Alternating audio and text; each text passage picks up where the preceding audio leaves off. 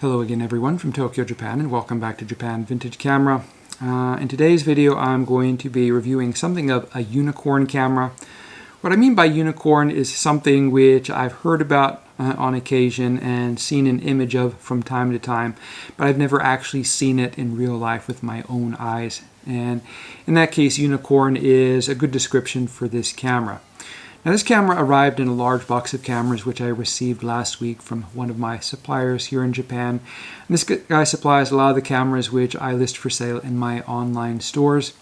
And as I was going through the box and unwrapping the various cameras from their various wrappers, I opened this one up, and when I got it out, I had to scratch my head because I'd never seen one of these before. And as someone who's been selling cameras from Japan for nearly 2 decades and who's been running a camera review channel on YouTube for 6 or 7 years now, it's not often that I come across a camera which I haven't seen before. This camera is the Ricoh 35L, which is a full-size fixed lens 35mm rangefinder camera produced in the early 1960s. Very similar in design to at least 50 other cameras which were on the market at the same time. Now, when I unwrapped this camera and got it out of the paper and plastic and looked at it and I saw it was a Ricoh, the first thing I thought was that this was a full-size version of the Ricoh Caddy half-frame camera, because the basic appearance and outline is the same between the two cameras.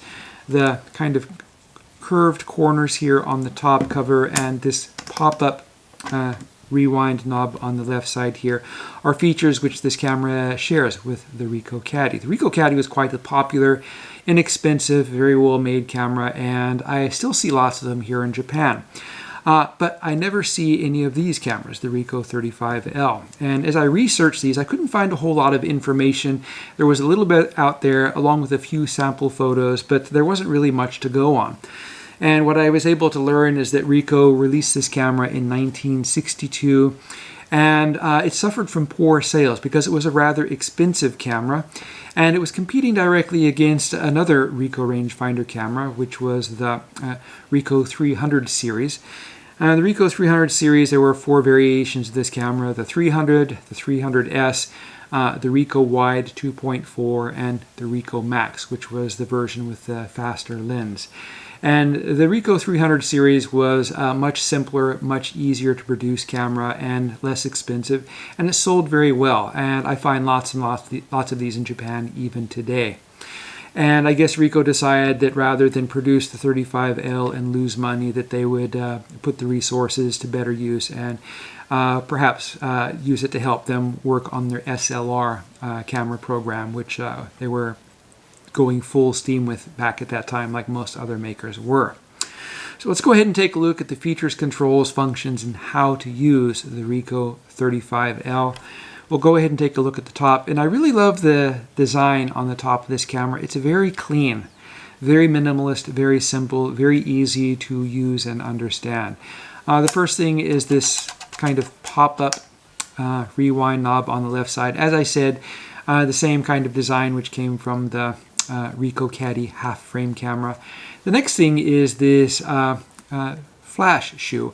And like the early 35 series, the Ricoh 35L features a hot shoe, which allows you to directly mount a flash without attaching any wires or cables. If you're using an old non-brand flash with a PC sync cable, you can still use it by plugging it into the side of the camera here. But the benefit of this system is being able to use a flash without any wires or anything. And you can use a modern strobe flash on this camera. Just follow the directions on the flash. Next to that, we have the light meter window, and this camera uses a match needle system for the light meter. There is a fixed red line which runs down the center, and there is a black needle which moves back and forth, and the needle will move depending on the position of the aperture and shutter rings and the amount of light which is going through the light meter. What you want to do is you want to get the black line to line up over the red line. If that happens, then the camera is set to the proper exposure. And over here we have the shutter release button. What I like about the shutter release button, I like this little recessed spot around it. It pushes down just inside here very nicely and helps keep the design of the camera clean. And this shutter release button will accept a standard cable release. And of course here we have the film counter window. We'll go ahead and take a look at the back of the camera here, and as you can see, this is the viewfinder window, and this is a better viewfinder window than what you find on the 300 series, which were smaller because that was a less complicated system, but the Max camera used a more complicated prism rangefinder system, but with a much smaller opening to look through. So a little bit difficult to use if you're wearing glasses. This one is much easier to use. And this camera here, the 35L, also features parallax correction, which is something which wasn't available on the 300 series. On the front of the camera, you can see the selenium light meter cell here. This is the window for the rangefinder. This is the Fresnel for the frame lines, and of course here is the viewfinder window. Below that we have the focusing tab and focusing ring. This chrome tab is identical to the ones which you find on the earlier Ricoh 35 cameras of the 1950s, though many of those cameras featured dual focusing rings, which you could use left or right-handed. On the ring here we have a focusing scale which looks like it's arranged in meters, and in front of that we have a depth of field scale which will let you know how much depth of field you have at any given aperture. In front of that, of course, we have the aperture ring, and in front of that we have the shutter speed ring, and of course we have a switch here which you use to set the film speed. And there's also a self-timer function down here on the bottom. It's not a wind-up one. The self-timer is the V, and when you set to the V section, it will use the ordinary winding tension to operate the self-timer, which is sometimes a more reliable system from what I've heard, but still it's quite easy to knock that in the wrong position and accidentally actuate the self-timer when you're simply trying to take a picture. For everyone who's using these old cameras, I recommend not using the self-timer. It's the weakest link, the Achilles heel in the design. It's the lowest cost part in the shutter, the one which is most likely to fail, and you're better off not using it. On the bottom of the camera here, we have a 1/4-inch tripod socket. We have the trigger winding system. We have the release button, which you depress in order to unlock the winding mechanism so you can rewind the film. And over here on the left side, we have the release switch, which you can use to open the film door on the back. Now, loading the film in the camera is simple. From the inside, you simply push, like so, push out the film rewind knob. That'll allow you to drop your 35mm film canister here. Push this back down, and I turn that a little bit to lock it in place, and that will keep the film canister from popping out. And you can pull the film meter across and then feed it into the take-up spool over on this side, and then simply wind and fire the shutter until the film is pulled across, and the teeth on the gear here for the film spool we'll be pulling the film across, make sure that it's lined up, and then close the back door like so, and then simply wind and fire the camera until the number 1 shows up here in the film counter window. Now, as far as I was able to tell with researching these cameras, the Ricoh 35L was the last of the old 35 series cameras, and that was Ricoh's workhorse rangefinder camera of the 1940s and 1950s.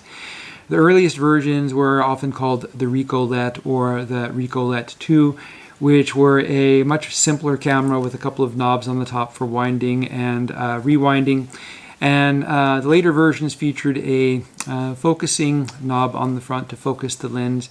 And these evolved into the more conventional Ricoh 35 series, most of which featured a trigger winding system on the bottom. Some had a winding knob on the top, and some had both, a winding knob on the top and a trigger winding system on the bottom. The trigger winders were popular in the 1950s and up until the time this camera was introduced. And after that, they were made obsolete as spring-driven cameras and electric power winders and motor drives became more reliable and could be installed less expensively. Now, compared to the other cameras, the 35L, there were so many 35 series made. There was the S1, the S2, the S3, the 519, the 35 Deluxe, and the 35S, and a few others. It looks like this was the last float in the parade for the Ricoh 35 series.